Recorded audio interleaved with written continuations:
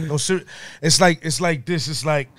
It's like everybody that's around me, like people that's really close to me and really like, if we really on this grind and we really on this journey, I'm probably gonna argue with you every day.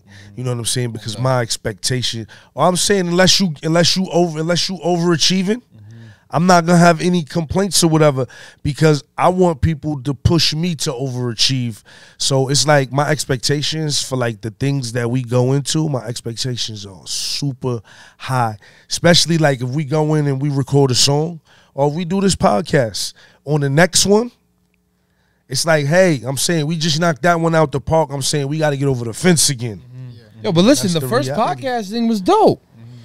You know what I'm saying? Well, we seasoned with this shit. Yeah. Yeah, no, I'm saying. I'm watching you. I'm sitting there. I'm having a good time. I'm watching the TV. I'm like, yeah. All right, we sitting there in the studio. We're like, all right. Oh, look at this. You got to figure a year ago, he started his podcast journey. And I was his first guest. Yes, he was. And he allowed me on his platform. He allowed me around everything that he had access to. And he didn't hold any doors closed. Any doors that I asked him to open, he opened those doors. And that's a blessing, right? More there. Man. All the way blessing. You gotta give talent, man. What talent is due. Like people, you know where people really stay stagnant? Is not letting anybody have any elevation higher than them.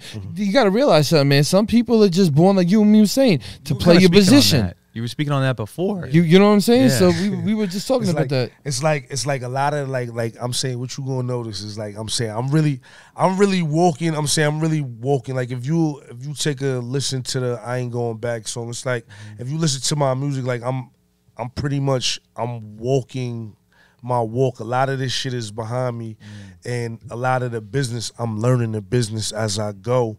So to where it's almost, I'm coming into a phase where I'm gonna be dressing up and wearing a suit on a 5-day basis, and then I'll get back into this attire on the weekend, because this is how I'm moving. It's like it's nothing wrong with that. You know what I'm saying? You move different, you feel different, and we talking about different things when we have, you know what I'm saying, when we dress different. Yeah. And it gets me annoyed too when people just don't sit there and give. See, the reason why I know I'm very successful is because I make sure at the same time, if I have something, my people are good. You feel me?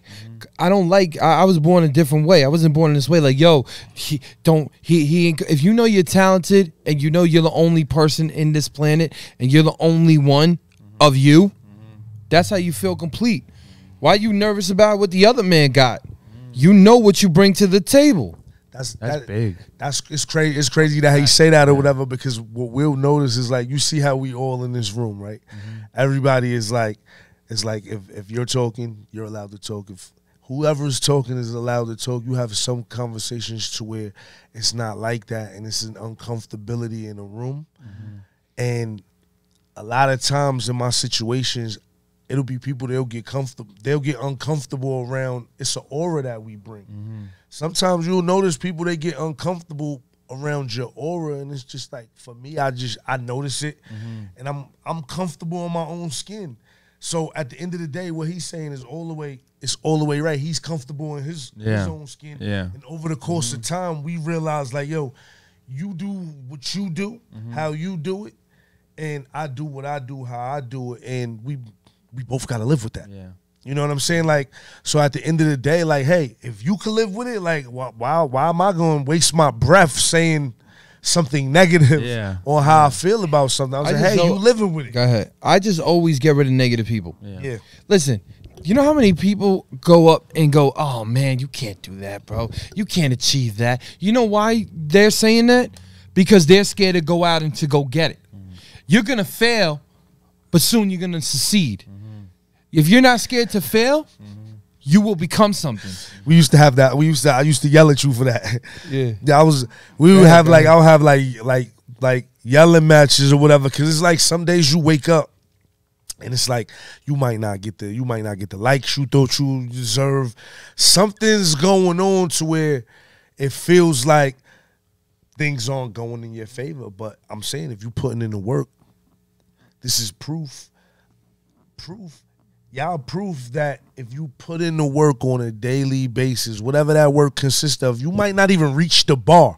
You might miss the bar 7 days out of this week and catch it the other 3 weeks out the month. That's a fact, and it's all worth it because of that. You know what I mean? Yeah. But that's really what it is. That's why it all goes back to the calendar. You know what I'm saying?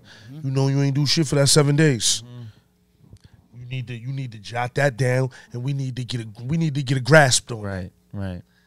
But yeah, no, it's so much on the island when you're in there, when you have the information. Like, it's like now you know that I'm connected to Godfather Mike. You know what I'm saying? Now I see your brain working. You know what I'm saying? Like, oh, he gotta be a good guy. You know what I'm saying? Like, he know Mike. Or I thought Mike was in the mob though. You know what I'm saying? Really? Nah, fuck that. No, I was gonna say, Mike is a genius, bro. He's fucking crazy. Musically declined, like musically like up there. Dude, it's fucking crazy. Yo, listen. Frequencies and shit, Yo, bro. but listen to this, right? We did this song called, it didn't come out though, but it was called Blue Collar Worker. I said, Mike's like, yo, you're a rapper. I said, man, give me the biggest hick for anything that you could just put. Just give me the biggest hick rock and roll sound right now in country. Mike goes, it sounds like someone's playing, like, you know, they're going like, I come back in the studio. I'm like, that's what I wanted. He's like, you sure you want this? I said, absolutely. Change it up. We don't need any of that. Just keep going. We change that up. So when you go into the studio, you would hear, you'd be like, wow, man, Mike was really very talented. Yeah. That's funny. Wow. So speak on like you spoke on a little bit, but like your team, like the team that you have behind you, because again, I think everyone knows that in this industry, no one's doing this shit themselves. No. You know, I think we can all kind of agree on that. Like, there's always, you need a team to help you with shit. So talk about your team and like what challenges do you face that you take your team and like, I need some help with this, or what are some things that you don't need your team for, you can kind of handle, or what are the things that your team does for you? Do they bring you beats? Do they bring you feedback and stuff like that? Well, you know, I got Lock Doors. He's a producer, artist. He wear a lot of hats. You know, we working on a project right now. We probably got like maybe 2 or 3 projects brewing. We got a whole bunch of material. He just brings a level of just industry sound to where it's kind of really unmatched or whatever. I'm saying I'm sure Angelic will probably be able to argue with me and find somebody to match it or whatever. But what he brings to the table is magical a lot of times. His brother, he brings pretty much the same thing. It's like an industry background. You got to figure me and Angelic is pretty much the core of the team. You know what I'm saying? He has his team, I have my team or whatever. And me and him, we conference on a daily on what it is, what you doing. You know what I mean? Like, I may need you for this right here. Stay on stem. Whatever the situation, we opening doors on a daily basis. And that's pretty much how I'm moving on a daily basis. Like, I'm in communication with people on a daily basis. How can we get things done? Not just for me, for other people. It might be an idea you have to where I got the key to that door. I don't know I have the key to that door unless you tell me. So a lot of times it's really that simple. Like, when you have so many people that's working together, how can you go wrong? Like, it's like all we gotta do is get a building. We got a place right here to where we doing a podcast. We get a bigger place to throw an event. You know people, we know people. They know people, and they know people. Yeah. All of a sudden, it's easy. You know what I'm saying? Like, you know what I mean? Yeah. I'm saying they can't. They can hate you. They can hate me. They can hate him. They're not gonna hate all of us. It's not gonna happen. Is that what you about to say? No, what I was about to say, man, was I love the way when he speaks, because he really speaks like a team leader, you know what I mean? So he'll, like, sometimes everyone's like, yo, Energetic, what's up with Cake? Or then Cake, man, what's up with Energetic? We know what we're doing. So when somebody else be like, yo, I heard this already, we're like, bro, we already know. Me and him already conference. He's very organized. He keeps everything organized. He keeps moving in a persistent rate, you know? And we know that we have the tools. You know what I mean? And the good thing about him, and I like about him, is he's very humble.